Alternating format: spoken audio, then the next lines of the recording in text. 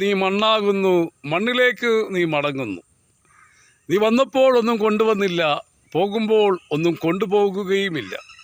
നിൻ്റെ ആത്മാവിനെ ദൈവസന്നിധിയിൽ എത്തിക്കുക എന്നുള്ളത് മാത്രമാണ് നിൻ്റെ ദൗത്യം. വിധി ദിവസം നീ പറഞ്ഞ ഓരോ വ്യർത്ഥവാക്കിന് പോലും കണക്ക് കൊടുക്കേണ്ടി വരും.